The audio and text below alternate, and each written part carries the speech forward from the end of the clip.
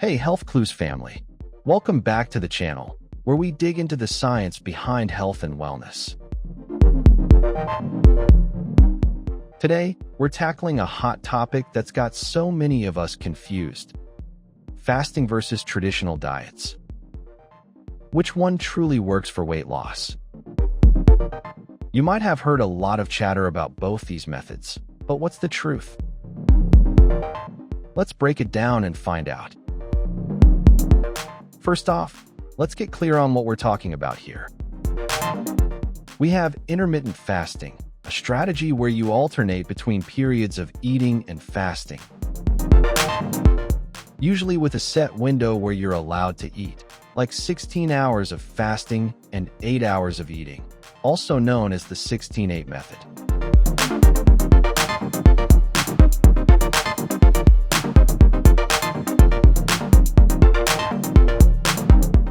The idea? Let your body tap into its fat stores for energy during fasting. And on the other side, we have traditional diets, which often involve cutting your overall calorie intake, whether you're following a low-carb, low-fat, or any other calorie-controlled plan. The idea here is simple. Eat fewer calories than you burn, and you lose weight. The science behind both methods. Here's the thing, whether you're fasting or following a traditional calorie-restricted diet, both methods work on the same fundamental principle: caloric intake. It all comes down to calories in versus calories out. If you consume fewer calories than your body needs, it will burn fat to make up for the difference, leading to weight loss. Now, studies have shown that intermittent fasting can be just as effective as traditional calorie restriction for weight loss. In fact, some research even suggests that fasting may have additional benefits for metabolism and insulin sensitivity. But it's important to remember that, no matter the approach, you still have to maintain a calorie deficit for weight loss. Let's take a quick look at a study published in the New England Journal of Medicine, which showed that intermittent fasting could result in similar weight loss outcomes as conventional calorie restriction. And get this, research suggests that intermittent fasting might even support metabolic health by improving insulin sensitivity and reducing inflammation. The pros and cons of intermittent fasting.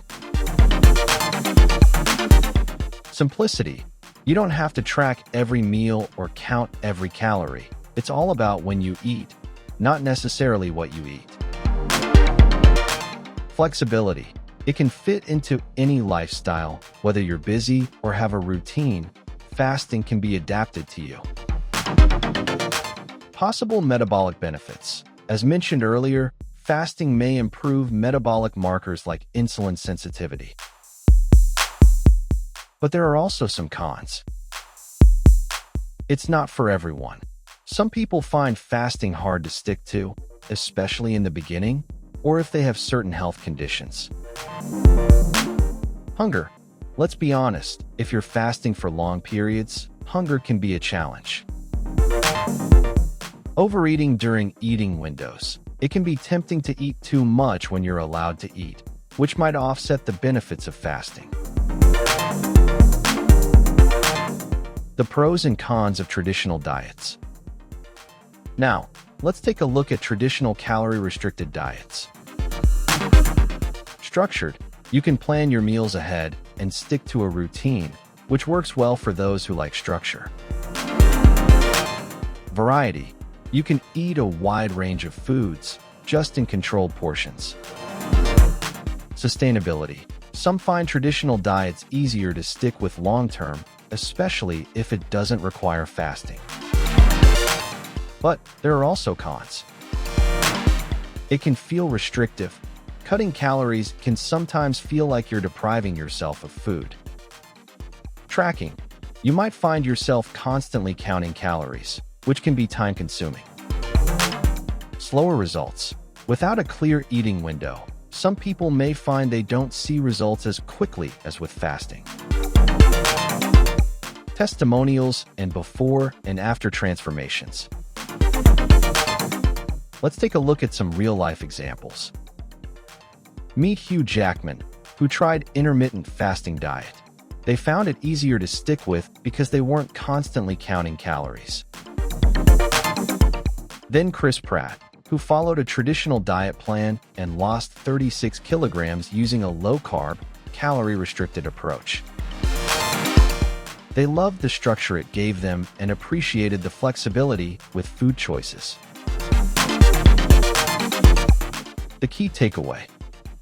So, which one is better, fasting or traditional diets?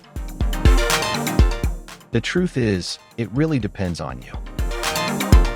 Both can work for weight loss, as long as you're in a calorie deficit. What matters most is choosing a method that fits into your lifestyle and is something you can stick with in the long run. Whether it's fasting or counting calories, the goal is the same. Find a sustainable way to create that calorie deficit. We hope this video helped clear things up. If you're ready to start your weight loss journey, remember to take it slow, stay consistent, and listen to your body. If you found this helpful, don't forget to like, share, and subscribe for more health tips and science-backed info. Drop your questions in the comments below. I'd love to hear about your experiences with fasting or traditional diets. Thanks for watching. And as always, stay healthy, stay informed, and keep unlocking the health clues.